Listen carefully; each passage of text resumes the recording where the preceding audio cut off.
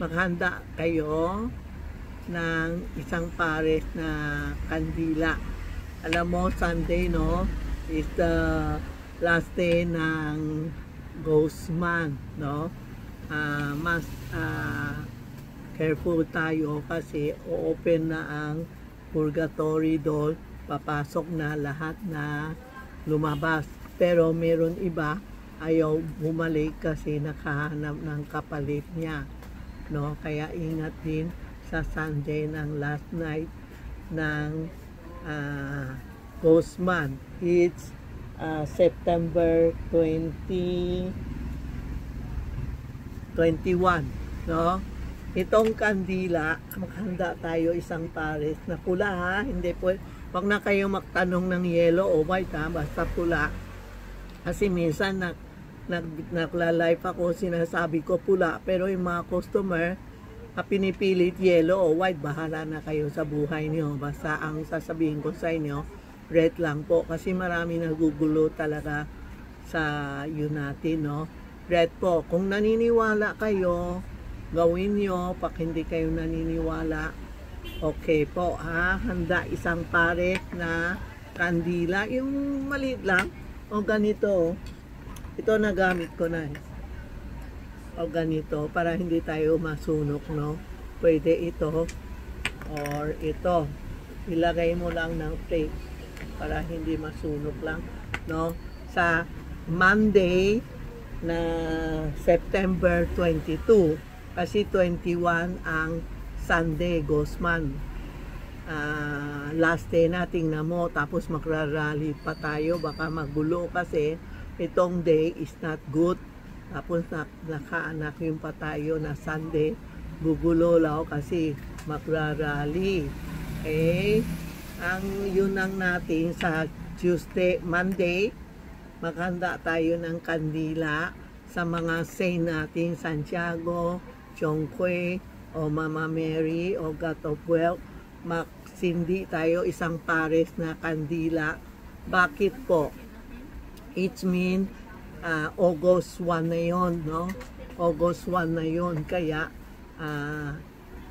gaganda na buhay natin kasi July, Ghost Month. Pero parang madilim tayo, takot, ganon-ganon. Sa 22 is August 1 na sa Chinese, full moon na. Ibig sabihin, pag nagsindi tayo ng kandila, para good fortune na tayo. Lahat na maganda, umpisa sa September 22. Kaya pag nag-alay tayo ng kandila, tapusin nyo, ha, kasi it means gaganda na buhay natin. Pupunta na tayo sa good life. Yung mga malas-malas natin mawawala na po. Huwag nyo kalimutan kandila, tapos alay isang apple, orange, o anything yung kaya nyo lang, para alak, tubig. Thank you sa mga saint na Ghost Month. Maganda na ang Ghost Month is fully peaceful, walang nangyari. At least okay tayo. So gusto natin August 1 umpisa, gaganda na buhay natin. Kaya sa August 1 magsindi tayo ng kandila para good fortune, lahat good, papasok. Yung bad lalabas na, good, papasok. Okay po, yan ang tuturuan namin. Kung maniniwala kayo, okay. Pag hindi kayo naniniwala, okay din. Si Tita Maxi, blue check na kami, ha. Malapit na 1M. Yan. Legit kami, baka kala nyo nasa Facebook kami. Ito, yan ba? Pak-pick kami, hindi bibigay ng YouTube ng server na free po. Original kami, hindi ako nagloloko sa mga customer. So please lang po, huwag nyo isama ako sa gulo nyo. Huwag nyo isama sa picture ko, video ko. Matanda na ako, senior na ako. Please lang po, huwag nyo isama sa gulo ng buhay ko. Ako is feng shui expert lang. Yun alam ko. tinutulungan ko kayo, sinishare ko kayo, ha? Huwag kayo magalit, huwag kayo mainggit sa akin, huwag kayo magalit sa akin, kasi wala naman akong gawa masama sa inyo. Marami na naman gumaya ng picture ko, video ko, nabebenta ng red screen, nabebenta ng ngayon umaga, meron isang ano ba yun, keychain na patwa, hindi sa akin yun, ha. So, hindi din ako nagtitingin ng palat, hindi nga ako marunong magtingin palat ko. Paano ako titingin ng palat ng iba? Pakialam natin yung sarili natin, mamaya mali pa ang tingin ko sa inyo. So, hindi ako marunong talaga po, ha.